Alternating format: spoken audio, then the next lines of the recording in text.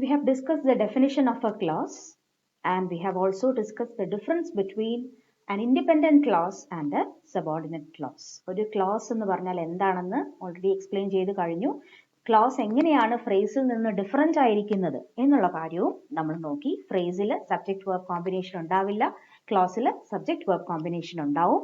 അതുപോലെ തന്നെ ഒരു ഇൻഡിപെൻഡന്റ് ക്ലോസ് എന്ന് പറഞ്ഞാൽ എന്താണ്, ഒരു സബോർഡിനേറ്റ് ക്ലോസ് എന്ന് പറഞ്ഞാൽ എന്താണ്, ഈ ഇത്രയും കാര്യങ്ങൾ നമ്മൾ ഡിസ്കസ് ചെയ്ത് കഴിഞ്ഞു.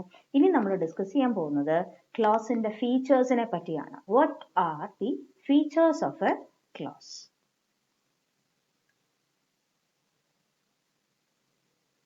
The first feature of a clause is that a clause has a subject and a predicate. നമ്മൾ സെന്റൻസിനെ പറ്റി പഠിച്ചപ്പോൾ നിങ്ങൾ കേട്ടിട്ടുണ്ട് സബ്ജക്ട് പ്രെഡിക്കേറ്റ് ഒക്കെ എന്നൊക്കെയുള്ള വാക്കുകൾ. So what is A subject and what is A predicate? ഒരു സെന്റൻസിലെ നൗൺ പാർട്ട്, ആ സെന്റൻസിലെ ഡൂവറിനെ ഇൻഡിക്കേറ്റ് ചെയ്യുന്ന പാർട്ടിനെയാണ് നമ്മൾ സബ്ജക്ട് എന്ന് വിളിക്കുന്നത്. The predicate is the part of A sentence that includes the verb and the action that is mentioned in the sentence. Verb ഉൾപ്പെടുന്ന പാർട്ടിനെയാണ് നമ്മൾ എപ്പോഴും predicate എന്ന് പറയുന്നത്. ഒരു ക്ലോസിൽ സബ്ജക്ട് വേർബ് കോമ്പിനേഷൻ ഉണ്ട് എന്ന് നമ്മൾ പറയുമ്പോൾ it is clear that A close consist of A subject and A predicate. ഒരു ക്ലോസ് എന്ന് പറഞ്ഞാൽ അതിലൊരു സബ്ജക്റ്റും ഒരു പ്രെഡിക്കേറ്റ് പാർട്ട് അല്ലെങ്കിൽ ഒരു വേർബ് ഉൾപ്പെടുന്ന പാർട്ടും എന്തായാലും ഉണ്ടായിരിക്കും. We are looking at an example. Parvati is a girl. So this is the example of a clause. We have already discussed this example before. Parvati is a girl who is good at dance is the entire sentence. We are taking a look at the first part, that is the clause. Parvati is a girl. Parvati is the subject of the sentence and is a girl is the predicate. If we look at the second clause, that is who is good at dance, we can see that this clause also consists of a subject and a predicate. The subject of this clause is who and the predicate is good at dance. രണ്ടാമത്തെ clause who is good at dance എന്ന് പറയുന്നതാണ് subordinate clause ആണ്. അതിലെ സബ്ജക്റ്റും പ്രെഡിക്കേറ്റും നമ്മൾ identify ചെയ്യുകയാണെങ്കിൽ subject എന്ന് പറയുന്നത് who ആണ്, പ്രെഡിക്കേറ്റ് എന്ന് പറയുന്നത് is good at dance എന്ന് പറയുന്ന പാർട്ടാണ്. ഇവിടെ നമ്മൾ ശ്രദ്ധിച്ചാൽ മനസ്സിലാവും ഫസ്റ്റ് സെന്റൻസിലെ, അതായത് ഇൻഡിപെൻഡന്റ് ക്ലോസിലെ സബ്ജക്റ്റ് വളരെ ക്ലിയർ ആണ്. It is a noun. The subject is Parvati. Whereas subordinate ക്ലോസിൽ നമ്മൾ നോക്കുമ്പോൾ സബ്ജക്റ്റ് അത്ര ക്ലിയർ അല്ല. ഹു എന്ന് പറയുന്നതാണ് സബ്ജക്റ്റ്. ഇത് മെയിൻ ക്ലോസുമായിട്ട് റിലേറ്റ് ചെയ്തിരിക്കുമ്പോൾ മാത്രമേ ഈ ഹു ആരാണ് എന്നുള്ളത് നമുക്ക് ക്ലിയർ ആയിട്ട് മനസ്സിലാവുള്ളൂ. ഈ മെയിൻ ക്ലോസിലെ സബ്ജക്റ്റും സബോർഡിനേറ്റ് ക്ലോസിലെ സബ്ജക്റ്റും തമ്മിൽ നമുക്കൊന്ന് കമ്പയർ ചെയ്ത് നോക്കാം. In the main clause, the subject, as I told you, is a noun. It is an explicit subject. വളരെ ക്ലിയർ ആയ സബ്ജക്റ്റ് ആണ്. It is explicit. There is nothing that is hidden in that subject. Whereas, in the second case, the subject who is a relative pronoun that is used as a subject. ഇവിടെ ഒരു relative pronoun who എന്ന് പറയുന്ന relative pronoun ആണ് subject ആയിട്ട് use ചെയ്തിരിക്കുന്നത്.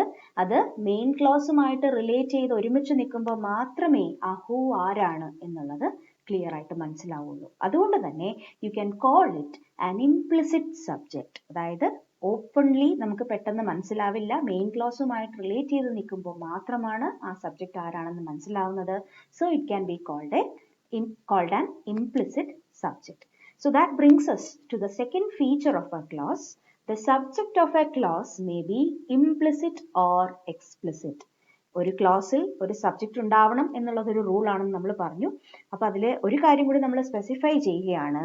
ഒരു ക്ലോസിലെ subject explicit ആയിക്കൊള്ളണം എന്ന് നിർബന്ധമില്ല.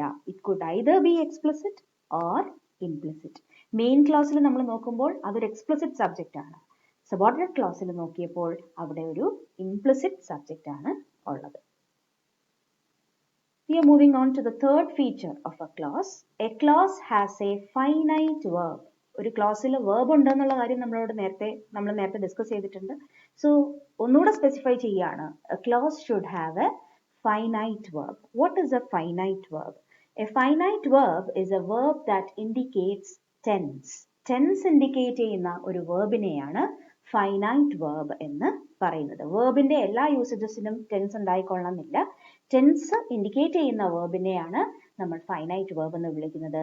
അപ്പോൾ ഒരു ഗ്രൂപ്പ് ഓഫ് വേർഡ്സിനെ നമ്മളൊരു ക്ലോസ് എന്ന് വിളിക്കണമെങ്കിൽ it should have a finite verb. Now let's take a look at the example we have been discussing. The first clause is Parvati is a girl. The finite verb used here is. The second clause, who is good at dance. In this clause also, the finite verb is. This need not be the case with all sentences. എല്ലാ സെന്റൻസിലും ഇതുപോലെ main ക്ലോസിലും subordinate ക്ലോസിലും ഒരേ finite verb വന്നോളണം എന്നൊരു നിർബന്ധവുമില്ല. By coincidence നമ്മൾ ഇപ്പോൾ എടുത്തിരിക്കുന്ന സെന്റൻസിൽ main ക്ലോസിലും subordinate ക്ലോസിലും is തന്നെയാണ് finite verb ആയിട്ട് വന്നിരിക്കുന്നത്. ഏതെങ്കിലും ഒരു ഫൈനൈറ്റ് വേർബ് ഉണ്ടായിരിക്കണം എന്നുള്ളതാണ് ഒരു ക്ലോസിന്റെ ഫീച്ചർ. അപ്പോൾ നമ്മൾ ക്ലോസിന്റെ 3 ഫീച്ചേഴ്സ് ഇവിടെ ഡിസ്കസ് ചെയ്തിട്ടുണ്ട്. So let's take a recap. A clause is a group of words consisting of a subject-predicate combination. The subject may be implicit or explicit. It should also contain a finite verb. ഇത്രയും features ഉള്ള ഒരു യൂണിറ്റിനെ ആണ് നമ്മൾ close എന്ന് വിളിക്കുന്നത്.